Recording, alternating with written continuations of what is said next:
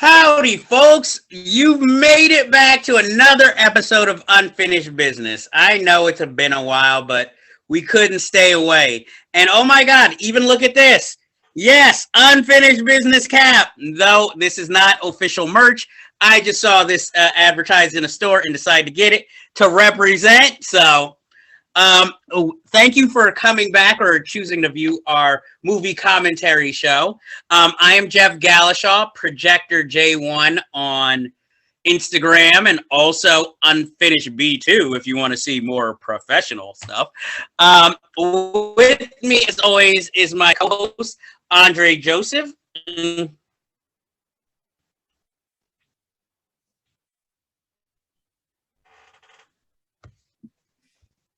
Okay. Andre Joseph, AJ Epyx Productions. As always, follow me on ajepyxproductions.com. Okay, there's some slight glitches. It is raining outside, so sometimes it's delayed a little. Sorry about that, folks. So this week, let's start off with some movie news.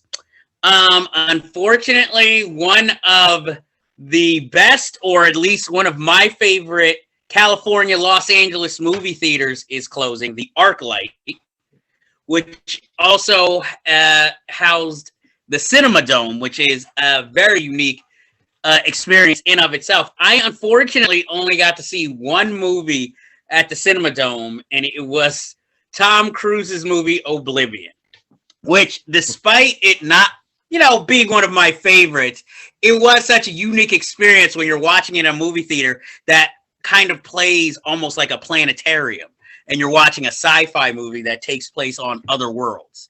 But also the ArcLight is it's just one of the greatest theaters. It's stadium seating. The ushers do a whole rundown right before your movie, letting you know about the exits, any special deals. And every auditorium is just gigantic. And walking the hallways, there's handmade movie art. There's like a store downstairs where you can get books, t-shirts, merchandise, a restaurant, a cafe. And it's almost like a cinematic museum as soon as you go in. It even there's a place where you have to go to get to the second floor, the escalator. But then there's these stairs. And it's almost like they're not concrete, they're carpeted, but it's almost like the Untouchable scene. The stairwell is just so long that you can't believe it just keeps going and going and going. God forbid anybody ever fell there. I can't say every time I've gone to LA, that was the theater I usually went to. I'm not going to sit here and say every film I saw was great there. But I did see some remarkable, memorable films. But even when I saw the bad films, just the experience of going to that theater was just such a delight and joy. Not to mention the people who work there, like the ushers, the people at the concession stand, all have name tags that will also tell you their favorite film. I mean, come on. You don't get any movie friendlier than that. They don't even do that at Alamo in New York. So that is like my memory, and I am dearly going to miss it unless somebody hopefully resurrects it. I'm sure they'll do something with the Cinema Dome, but I don't know what's going to happen with ArcLight. So, Andre, tell us your recollections and how you're feeling about the closing of ArcLight Cinema Dome. Well, unfortunately for me, I've never had the opportunity to go to Cinerama, but I've seen it obviously in movies like Once Upon a Time in Hollywood, the Sharon Tate scene where she watches her own film. So I'm pretty aware of the legendary status of that particular theater. It's my hope that maybe somebody will come in and maybe save that one in particular. But it doesn't surprise me that with this pandemic that there were going to be casualties on a number of business fronts. The theaters have been suffering for a year.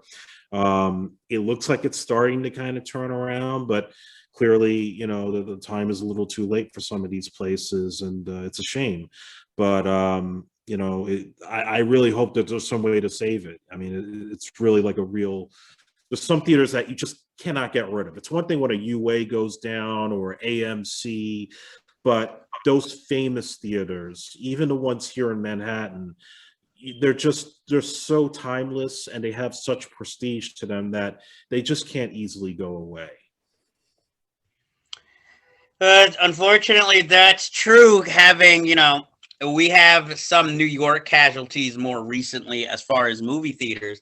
But, I always feel like, to me, going to certain movies can be not only an experience, but they're a religious experience in of themselves.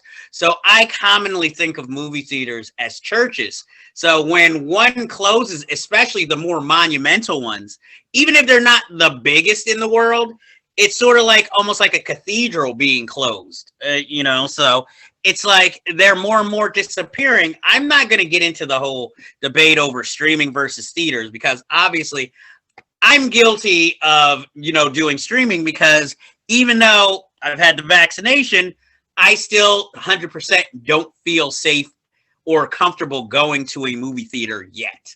And my feeling is that maybe as the months go on and numbers go down, maybe I'll feel a little bit more comfortable. Though, strangely enough, it feels like now is more safer to go to the movie theater, because there's so many people like me who are afraid to go, so that, you go in and there's not that many people to begin with. But, that is unfortunately one of the casualties that I definitely did not see happening. I figured that place would always be around. It's like a friend you take for granted, You always think, oh, they're going to be around. And then one day, unfortunately, here they passed away. And it's just like, what? It's like, oh, I always meant to go see that person, or I was going to call them. And, so, that is unfortunately another casualty. For our next story, the thing that might bring everybody back to the theaters is coming out this summer, June 25th, the new trailer for, can you believe it, Fast and Furious 9. Mm-hmm. I didn't think they'd get this far. And now the new trailer is out, and I'm going to be honest. I've only seen the first movie in theaters. The rest of them, I think I tapped out after Tokyo. No, I did see after Tokyo Drift. I saw the first one with The Rock in it. And then I pretty much have not seen any of the other movies except for maybe clips on cable or television, but never sat there and watched the full, movies anymore. So I don't know how certain characters are handled. Oh, excuse me. I did see the Charlize Theron as the villain one. But that shows you how memorable it was for me, that I'm like, oh yeah, I did see that one. I mean, it's a franchise which Vin Diesel seems to never want to stray away from. And why should he? It makes good money. He actually even looks more buff in this movie than he has before. But my thing with these movies is, look, they're escapist entertainment. The only reason I'm not going to go see it in the theater, but I might watch this one because Natalie Emmanuel from Game of Thrones is in it. She's been in previous movies, which I just recently found out. So that is the only reason I would go see the movie. But just fresh off the preview, I will say, I like to see Michelle Rodriguez actually having action sequences for herself. And trying to think. I'll let you give your opinion on it before, so I can think of maybe anything else, or maybe you'll help jog my memory. Well, I remember seeing the original twice in the theaters. I skipped out on 2, and I skipped out on Tokyo Drift, and I'm guilty of having seen the rest of them in the theaters, but including Hobbs and Shaw. But it's been one of those franchises where I see the film one time, and then I really don't ever go back and bother with the rest of them. So, like, if you tell me certain moments that happen in certain movies, I'm probably going to start mixing them up left and right. That said, I look at this one in particular, and I honestly feel it's probably going to make money. People are going to go see it. But I think this is the one where they jumped the shark completely, because I'm looking at John Cena playing Dom's brother, who we never knew existed in the other movies. They brought back the Han character, who we all thought was dead. Apparently we thought he was killed by Jason Statham. And then, spoiler, Jason Statham ends up becoming a good guy, and they kind of forgive him for what he did. And And they're going to go to space. They finally decided to go with the idea that in that last scene of the trailer, Tyrese and Ludacris, they're going to go out in outer space. This smells to me like they don't have The Rock, so they got scared that people are not going to see it in the same numbers. So now we just got to throw all this shit against the wall to see what sticks and try to make our $1 billion. And I think the worst part about it is that you already know how it's going to end. You know that Cena's going to end up like, he's trying to kill Dom throughout the whole thing, but eventually he's going to like see the error of his ways and join back with the family. And yet the 10th movie, everybody comes together to fight Charlize Theron or whoever the next villain is. It's so fucking predictable at this point that it's like, yeah, check your brain at the door if you enjoy these movies. But other than that, there's really, they're really scraping for desperation here. Well, the thing that kills me is it's like confusing mythology when it comes to this film. Because like you said, John Cena's this brother we've never heard from before. Jason Statham was a villain and gone to being a hero. Han, who dies mysteriously, comes back, just like they did with Michelle Rodriguez's character in a previous movie. Yeah. And, I want to see the parents, since you have now Vin Diesel, Jordana Brewster, and John Cena as siblings, and John Cena's the little brother. So listen, that was as absurd as, bringing in Helen Mirren to be Jason Statham's mother. Let's really go crazy. Let's get Sylvester Stallone as Vin Diesel's father, and then let's lure out 91-year-old Gene Hackman out of retirement as the grandfather, so they can have a homage to the chase scene in The French Connection, and it all comes together. No, trust me.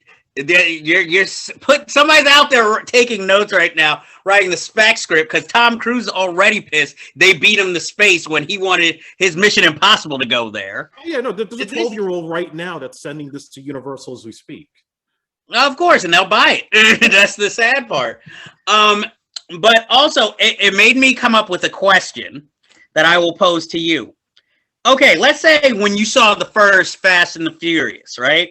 Mm-hmm. You thought of it, okay, because I love also how this has gone so big from a movie that was initially about busting illegal street racing, But do you think your appreciation of a movie changes when, like, it comes to the overview versus individually when first seeing it? Like, again, when you saw Fast and Furious, you thought, okay, cool car racing movie, undercover cop, 21 Jump Street, whatever, But now it's like, we're 9 movies in, like, can you still look at that first film and think, oh, this one has its merits? Or are you just like, oh man, how did we get, it's not good, especially considering where it went. And how do you feel?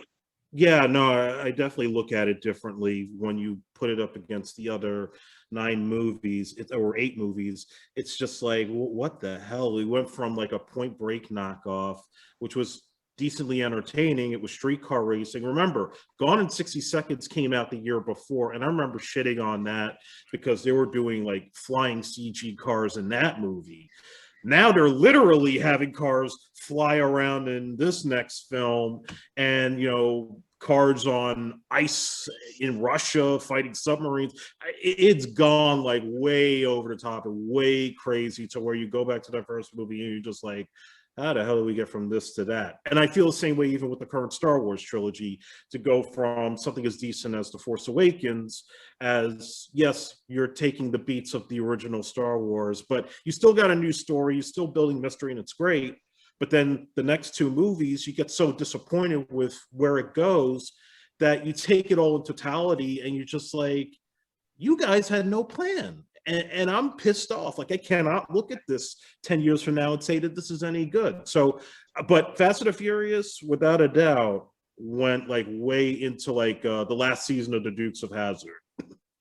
And it also makes me wonder, like, again, we experienced it. This was fresh and new, the first one.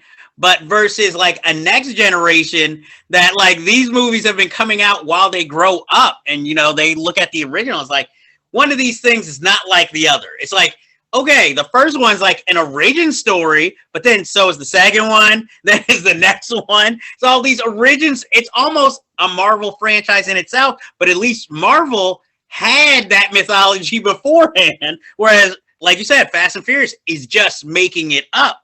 And what really takes away from it is, let's say, when they make an adaptation of a book, let's say of a series or a character, you kind of expect, okay, Harry Potter, there's going to be all these sequels. So if this one sucks, at least we have the next one. Same thing with like all these different ones. Like, what was the one?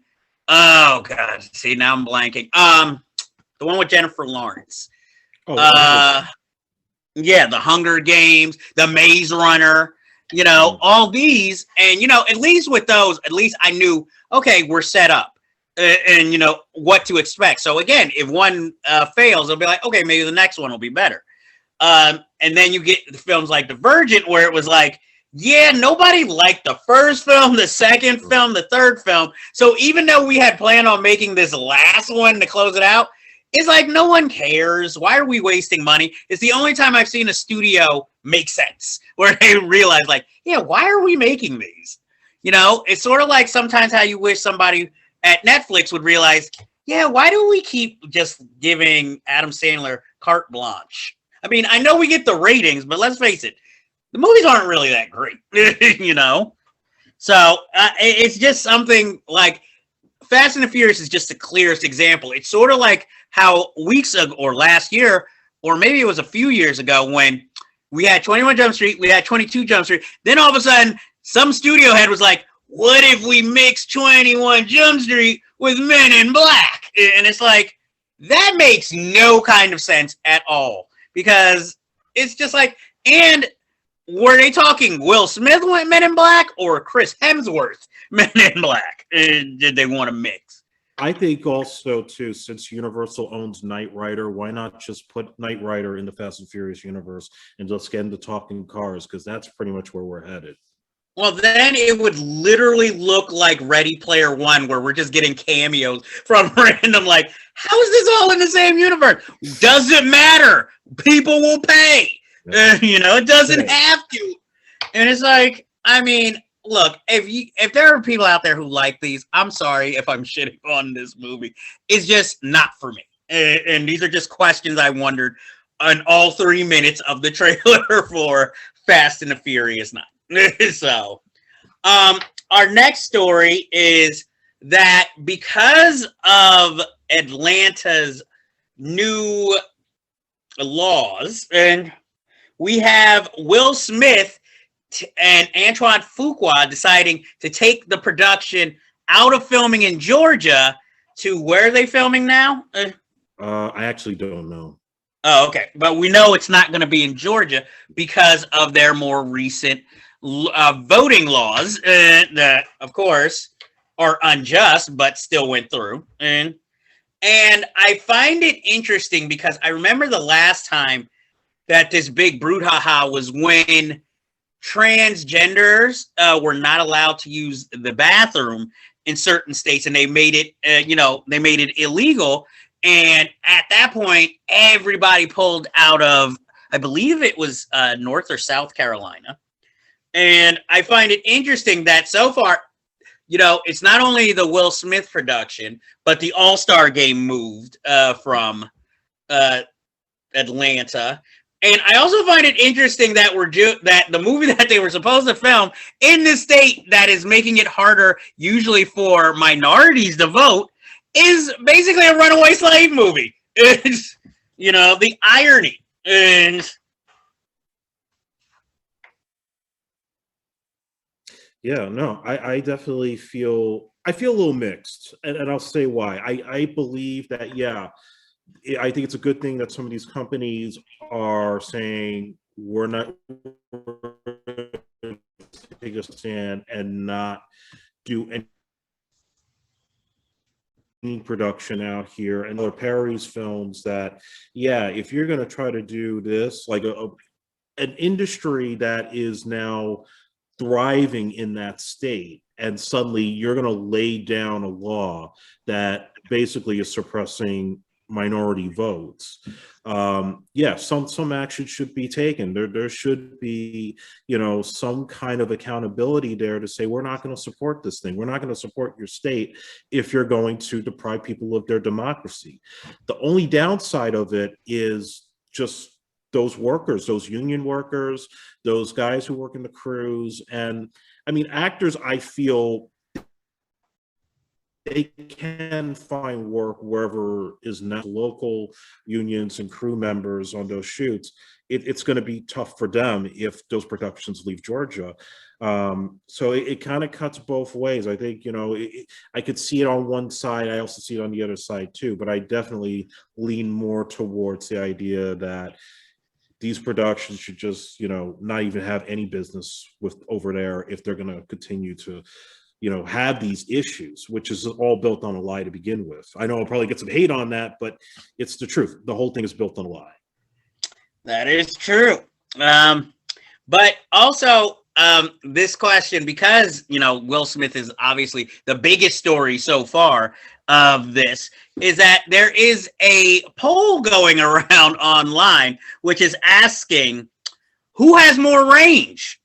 Is it Will Smith or Jamie Foxx? And the answer is very easy for me. It is, but I'm interested to hear your answer. And Jamie Foxx, without a doubt. I mean, as much as I love Will Smith, and I do think that when he does certain roles, he can give 100%.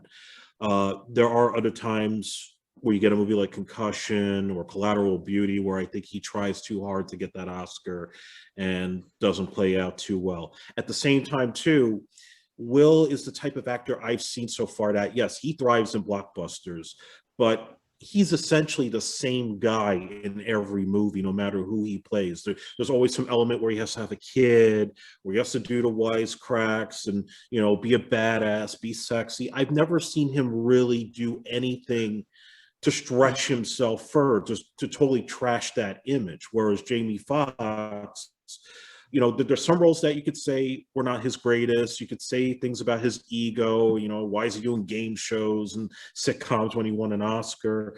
But the thing is, for all that, think about a movie like Ray, where they literally gave him like specialized makeup to actually be blind, playing Ray Charles and delivering 100% on that. Or a movie like The Soloist, which maybe not have been a great film, but he still gives like a character performance in there. And Django, you know, he may not have been, you know, the standout compared to Christoph Waltz, but he still did the movie. He still had to go through shit in that film. And that was a role that Will Smith had turned down. So I definitely feel that Jamie has more opportunity to play character roles and not just always be, you know, funny and cool Jamie Foxx, whereas Will Smith plays to one image that he doesn't ever truly stray from.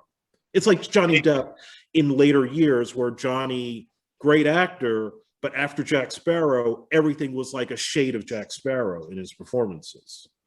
well, I agree. Jamie Foxx, to me, he can be the movie star, but he can also be an actor. Whereas I feel like Will Smith, and deservedly so, because he's earned it, will always be the star. You know that everything's going to revolve around him or his character. And it also, to me, kind of shows, I think also, I don't want to insult Will Smith, but it also, to me, shows a certain humility that Jamie Foxx has, whereas he will, even after the Oscar, and I don't know why, he'll appear in a Horrible Bosses, where he's basically uncredited, you know. I don't know why he's in it, but, you know, they got him in there somehow. And he didn't go out of his way to tell everybody, like, oh, I'm in this, you know, I'm a pivotal character. No, he's more like just a random character. And he did the same thing. Well, he was billed, and you saw him in the trailer, but with that movie Due Date, again, he did not have to be the center of attention. He wasn't Zach Galifianakis or Robert Downey Jr. He was more just a supporting character in it. And I applaud him for that. I, you know, sometimes wishes he would pick better projects, but I can honestly say, I can't say I've seen the same performance from Jamie Foxx from role to role. They might not be good movies, but even when it's something like Sleepless, where it's more like, okay, I'm just doing this for a paycheck, you can see work went into it, you know? So that is why I feel like he has great range. And, you know, also as they're kind of the two big elder statesmen, black, you know, superstars, I thought, since nobody was asking, I would do another challenge of who has more range. Channing Tatum, then, you know, who has surprised us in the past, versus Chris Evans, Pratt, or Hemsworth. The Chris's. Take your pick. Who has shown more range? And okay, do I have to pick one out of the four, or Channing Tatum against all the three of those guys? Channing Tatum versus all three of those guys, because there's no other guy named Channing. Yeah, that's a good one. I think if it's between Tatum and Evans, I would definitely pick Evans. I think that Evans has grown a lot, not just because of Captain America, but even when you see him in a movie like Sunshine or this other film I think it was called Puncture. Yeah, the one with like the drug pharmacy thing, and even on Defending Jacob, you know, playing like the troubled father. He's shown me that he's grown. Like he's become more mature, a little more seasoned as a performer, and you know, I think he's somebody that's willing to take chances. And you know, he's directed a bit. He's tried to show other things where he's not always the Captain America type. I thought he was pretty good in Knives Out. So. Yeah, I would pick Evans there. Hemsworth. I would also probably say Hemsworth over Tatum for a lot of reasons. I think from a comedic standpoint, he's a far funnier actor than Channing Tatum is. I still didn't see the Ghostbusters reboot, but you know, of course, with Thor Ragnarok, and there was another movie he did recently that I thought he was pretty good in. The one that was on Netflix, and I'm blanking on the name. I know the one you're talking about, the action movie. Yeah, no, he was very entertaining there. That he was badass in it. I think all those guys, even Pratt, I enjoy a lot when I see him on screen. I know, just there's something likable about those guys, not because they play Marvel actors. It's just they're more likable. Whereas Channing Tatum to me is just. He's a dancer, and he did the Magic Mike thing, and you know, yes, he's in a Coen Brothers movie. I'll say one thing about Channing Tatum. I'll give him a little credit because I think when he did the first G.I. Joe movie, he was fucking terrible. I hated his Duke. But I'm kind of blaming that on Stephen Sommers now because of the writer's strike, and they were rushing to get that thing out by the summer. Whereas in the second movie, he's not in it for very long, but he had good chemistry with The Rock, you know, and he actually was a little more engaging enough to where you kind of didn't want to see him get killed off. But other than that, you know, even in like Foxcatcher, he didn't impress me at all. You know, that was really like Steve Carell and Mark Ruffalo all the way through. He made no impression with me on The Hateful Eight, and that was like a small part. And thank God his Gambit movie never got made because that would have been, you know, freaking disaster. Yeah, that would have been bad. Yeah, and I've never seen any of the Step Up movies, so I don't care for him really. You've never seen a Step Up movie? I don't date anybody that watches that, so it's like okay. I've only seen the first two Step Up movies, but not in theaters. I like Channing Tatum. I have nothing against him, but I agree. I don't think he's the most engaging actor. Like, truthfully, I didn't even really like him as an actor until 21 Jump Street, when I was shocked he could be funny intentionally. So I am with you there. I am with you in versus all the Chris's. You know, even though I wish not with Chris Pratt, but I will give Chris Pratt the win. But if I had to pick, I agree with you. Out of all of the Chris's, Evans would probably be the most of the standout with the range because at least he's trying other things. And I also think he does that because, again, he was already adamant about signing up to play Captain America for so many movies because he didn't want his career defined by that. And it shows that, like, when he does other projects, he's trying to get kind of out of that, like, thought of like that. Even when it came to, what was that movie, The Iceman, with Michael Shannon, and he plays another hitman, you know? He's like basically unrecognizable, except, you know, you recognize him in the voice. But I give him credit for that. And of course, he stars in or plays a supporting role in one of my favorite movies, Scott Pilgrim versus the World. So points there. I would say the shocking one I would have to say with range is Hemsworth. You know, because again, it was like, okay, Thor, you know, he does a few films at first, and it's just like, okay, is this like it? And then, you know, he actually starts making movies or being noteworthy in things like, even though I didn't think he was that noteworthy in Vacation remake, you know, people did. Same thing with Ghostbusters. He didn't impress me in that comedically. But when he played overweight Thor, I was like, I felt that. Ragnarok. Like, he's better. Like, when he first started as Thor, he was just so stiff.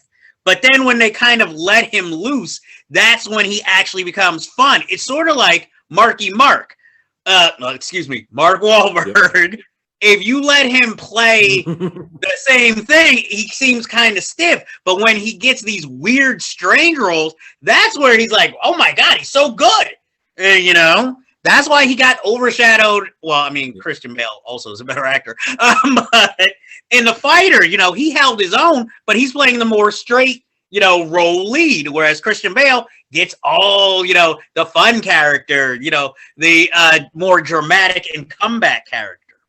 So I just thought I'd throw that one in because I didn't want it to just be, oh, we're just going to compare black actors versus each other. Let's take some of these hot young things that, you know, the ladies love, like Channing Tatum, who wanted to be part of the Marvel universe, but his movie never got made. So it's like, versus all the Chris's who did. If your name was Chris Tatum, you would have been in there. Do you have any other movie news to discuss, or shall we go on to our review? And let's jump to the review. Okay, so this week we decided to review The United States versus Billie Holiday, which is, I wouldn't say a biofilm on Billie Holiday, but it takes a look at a certain time period of her life where basically she was harassed by the government because she refused to stop singing the song Strange Fruit, which basically was a song about racism and, you know, basically a lynching. And, you know, obviously the FBI did not want her singing this song because then they felt like, oh, that's going to make people sympathetic towards Negroes and want change in places like the South where, you know, even they were afraid to like, oh, we can't change that, you know. And in this film, basically you have her, we see various romances and marriages, but basically the main relationship is between Billie Holiday and this man played by Trevante Rhodes, who's an undercover FBI agent, but seems like everybody knows he's an FBI agent, so he's not really that undercover. But I will say this. I'm just going to say this right off the bat. Lee Daniels is a director who usually gets better with each film that he directs. And this film, Andra Day is phenomenal in the lead role. Yeah. She is the best thing in the movie. Trevante Rhodes shows he has range other than Moonlight, even though he looks built like an action star. But he shows a shocking amount of range in this movie that, you know, it kind of reminded me of Lady Sings the Blues, the Billy D. Williams role. And I really enjoyed this film. And I really enjoyed Andra Day's performance because she even sings all of Billie Holiday's songs in her own voice. It's not re-recording. Now, while all that is great, and I guess since we're talking about the things that are good, costume design's great. And it was nice to see Everybody Hates Chris, Tyler Williams in there. But my problem with the film, I recognized him. In fact, I hate to say, in one of those scenes where I don't want to spoil anything, but when she kind of takes off and leaves the band there, and he's one of the people that is left, I kind of was waiting for that cue for everybody hates Chris. Come on, because it just felt like that moment, and that is one of the problems with the movie is that for all this star-making great performance, the film falls flat, and because of many things. Again, it's mainly focused on this romance and this time in her life, but also, even though I have no doubt that the FBI were villains, the villain played by, I think it's Garrett or Boyd Holt. Okay, him, he's virtually everywhere she goes. Like, he never seems to take, he might as well have been the undercover agent because it seems like every turn, he's right there. Like, just, was it mustache twirling villain? Like, ha ha, Holiday, I've got you again. You know, and it's just like, okay, it's like that James was Hedaya in the Hurricane. Yeah, it was like, come on, seriously, he's there too. And another thing I will say I liked, her, I guess you could call her entourage.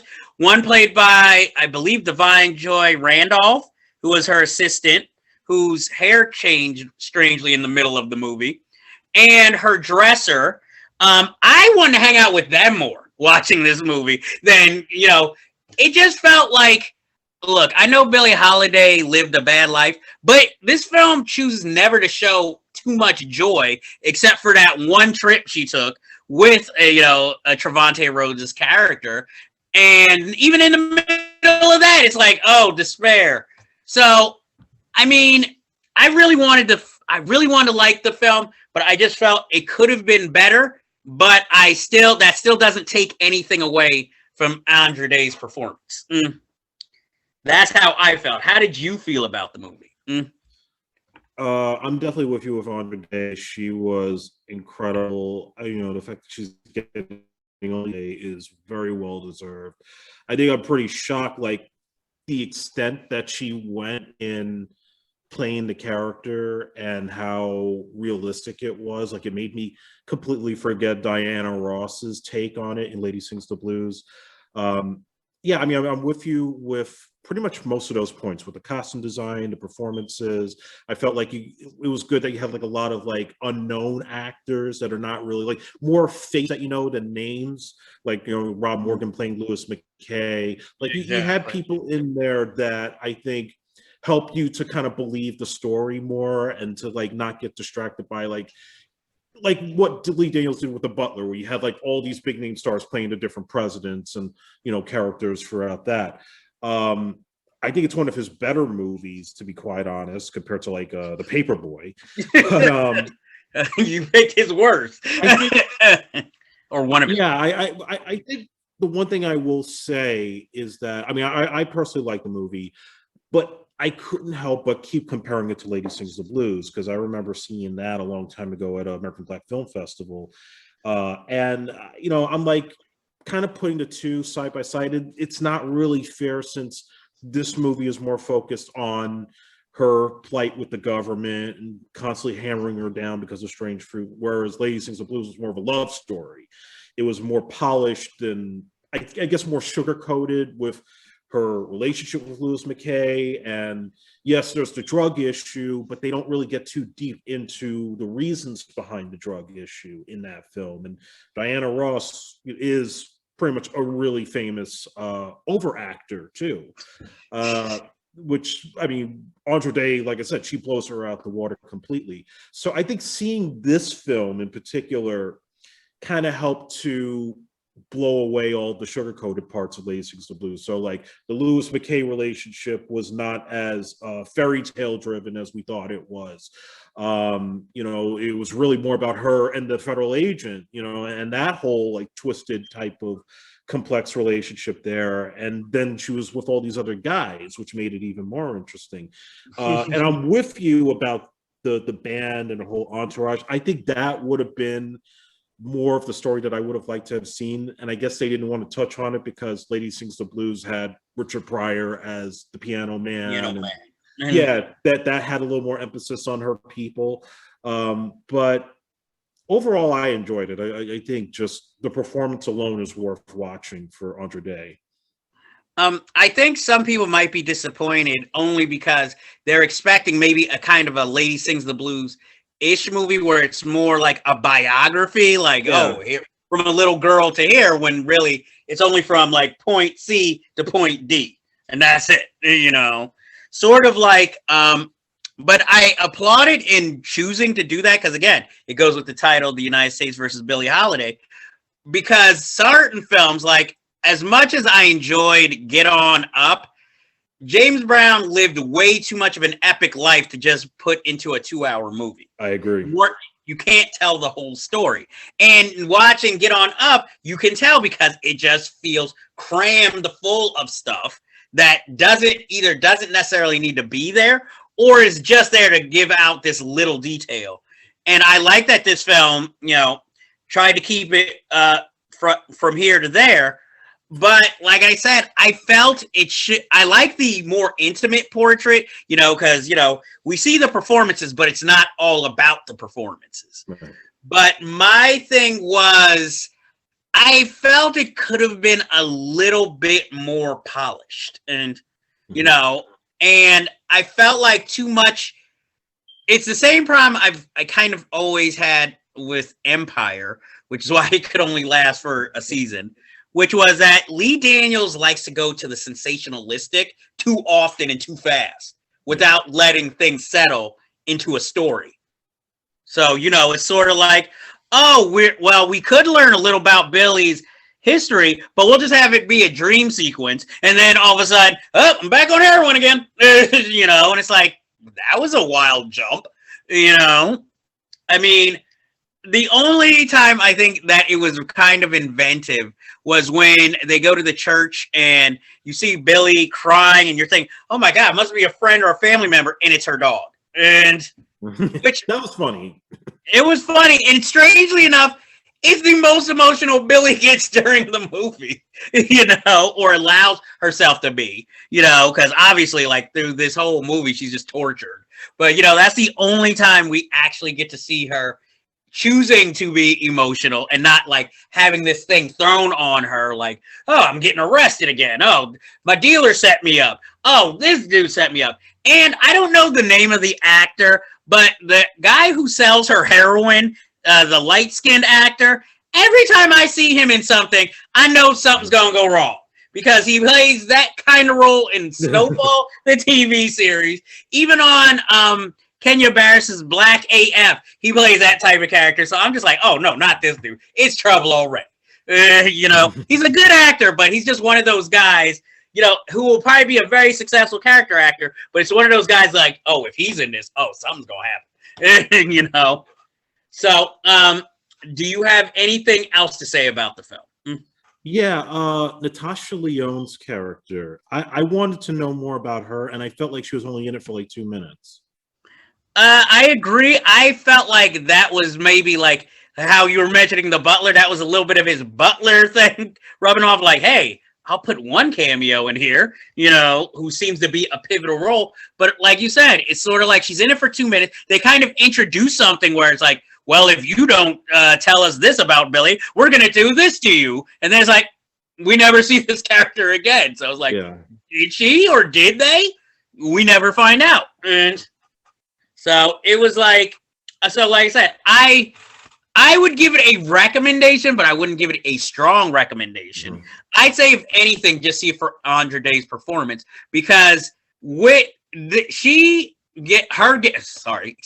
her getting nominated made the Best Actress race that much more interesting. Whereas I feel like with this year's Oscars, that's one of the few categories where I'm like, everybody's a strong contender. Yes. You know, I can't, you know, I have my preferences, but whoever wins truly deserved their win, you know, because I'm like, mm-hmm. She was good. Vanessa Kirby was good in Pieces of a Woman. Viola Davis was good for Ma Rainey's Black Bottom, which, I mean, she's the title character, so of course she's going to get Best Actress, even though she's not in the movie as much as you would expect her to be. Yeah. But she is good in it. So, you know, I'm sorry for the other two actresses who I can't remember right now got nominated. So, I am Jeff Gallashaw, and thank you all for coming by and enjoying this party and movie discussion. Hopefully, we will all meet again soon. You can find me at Projector1 on Instagram. I said this all in the beginning. I'm not going to repeat it. Yeah, you guys know, because if you're watching the show, you know. Or if you're watching it on YouTube, now you know. So I'm going to ask my co-host Andre, do you have anything you'd like to say to the folks or plug before we go? As always, follow us on AJEPYX on Instagram and on Twitter. We have a GoFundMe campaign right now for a web series that me and my cousin are putting together called Calculated Egos. It's ongoing right now. If you go on GoFundMe, there's a reward tier for whatever contributions you could put in. We're hoping to shoot this in Brooklyn this summer, so we're pretty excited about it. You could also go to calculatedegos.com to check out the synopsis of the cast. Okay, and before we go, I have to ask the audience, have you seen Black Sunday, directed by Mario Bava? If not, why not? Because it's fucking awesome. Andre, what movie would you like to recommend to the people out there? Yes, have you seen the movie Concrete Cowboy with Idris Elba? If not, why not? Because it's fucking awesome. And with that, we are signing off for this week. But as always, we have unfinished business. See you soon.